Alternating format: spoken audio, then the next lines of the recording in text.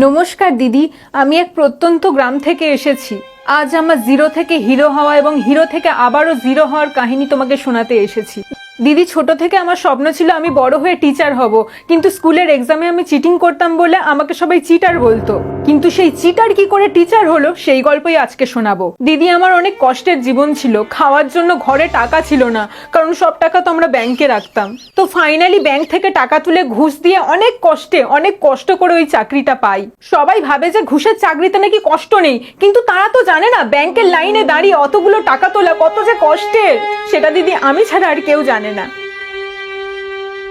তারপর সেই লাখ লাখ টাকা নিজের ঘাড়ে করে বয়ে আনলাম দিদি। আবার সেই টাকা সারা রাত জেগে নিজে গুনে চেক করে নিলাম। দিদি, আপনি বলুন তো অতগুলো টাকা গুনতে কি কষ্ট হয় না? তারপরেও লোকে বলবে আমি নাকি ফোকটে চাকরি পেয়েছি। না ভাই, ফোকটে না, আমাকেও কষ্ট করতে হয়েছে। রাত জেগে তোমরা যেমন বই পড়েছো, রাত জেগে আমাকেও টাকা গুনতে হয়েছে। তো দিদি, তারপর অনেক লড়াই করার পর আমি চাকরি পাই। সেদিন আমি অনেক খুশি হয়েছিলাম। অনেক কষ্ট করলে যে কেষ্ট মেলে সেটা আমি প্রমাণ করে দিয়েছি দিদি, প্রমাণ করে দিয়েছি। যে মেয়েটা উচ্চ মাধ্যমিকে দুবার ফেল করেছে সেই মেয়েটা আজ উচ্চ মাধ্যমিকের স্টুডেন্টদেরকে পড়াচ্ছে। এটা যে কতটা গর্বে সেটা আমি বলে বোঝাতে পারবো না দিদি। আমি নিজে ইতিহাসে ফেল করেও স্টুডেন্টদেরকে ইতিহাস পড়িয়ে ঐতিহাসিক রেকর্ড করেছি। এই, তুমি নিজে ইতিহাসে ফেল করে আবার অন্যদেরকে ইতিহাস কি পড়াও? বলো তো পলাশীর যুদ্ধ কিভাবে হয়েছিল? আমার মতো মহান টিচারকে এই সমস্ত তুচ্ছ প্রশ্ন করে বিব্রত করবেন না দিদি। পলাশীর যুদ্ধ কিভাবে হয়েছিল সেটা জানার জন্য, সেটা বোঝার জন্য আমাদেরকে সর্বপ্রথম পলাশ বাগানে যেতে হবে। আমরা সবাই দেখেছি পলাশ ফুলের সৌন্দর্য, আর সেই পলাশ ফুল পছন্দ করতেন এক সুন্দরী রাজকুমারী। তাই রোজ রাজকুমাররা ভিড় করতেন পলাশ বাগানে, কে আগে রাজকুমারীকে পলাশ ফুল তুলে দিতে পারে। আর এই পলাশ ফুল নিয়ে রাজকুমারদের মধ্যেকার যুদ্ধকেই আমরা পলাশীর যুদ্ধ নামে জানি। আচ্ছা বলুন তো দিদি, রবীন্দ্রনাথ ঠাকুর নোবেল কেন পেয়েছিলেন? এটা কোন বাঙালি জানে না? দিদি, আমি একজন টিচার হয়ে এটুকু জানবো না?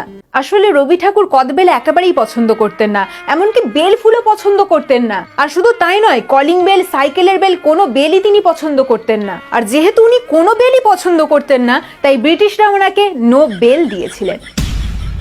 দিদি, এত জ্ঞান নিয়ে আপনি ঘুমান কি করে? আচ্ছা বলুন তো, তাজমহল কে বানিয়েছে? আমাদের তাজ হোটেল যে বানিয়েছে সেই তাজমহল বানিয়েছে। তাহলে তাজ হোটেল কে বানিয়েছে? তাজমহল যে বানিয়েছে। আচ্ছা বলুন তো, ঠান্ডা যুদ্ধ কবে এবং কেন হয়েছিল? ঠান্ডা যুদ্ধ কবে মানে? দিদি, ঠান্ডা যুদ্ধ তো প্রত্যেক বছরই হয়। প্রত্যেক বছর ঠান্ডার সময় স্নান করা নিয়ে আমাদের বাড়িতে যে যুদ্ধ হয় তাকেই আমরা ঠান্ডা যুদ্ধ বলে জানি।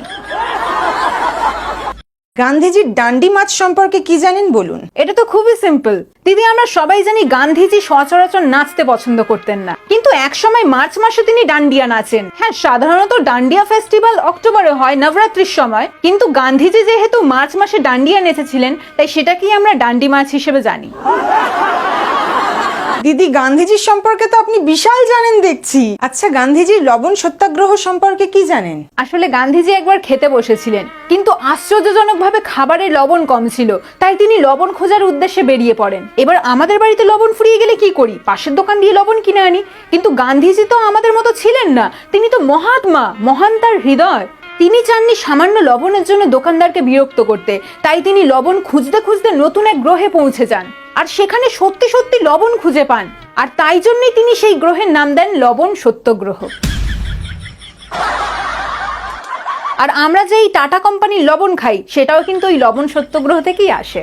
দিদি, বোঝাই যাচ্ছে আপনি অনেক অভিজ্ঞ টিচার। তাই আপনাকে শেষ প্রশ্ন করতে চাইছি, আর সেটা হলো, আপনি বস্টন টি পার্টির সম্পর্কে কি জানেন বলুন? আসলে এই বোস্টন টি পার্টির অনেক বড় একটা ইতিহাস রয়েছে। একসময় বোসবাড়িতে টন টন চা উৎপাদন হয়েছিল।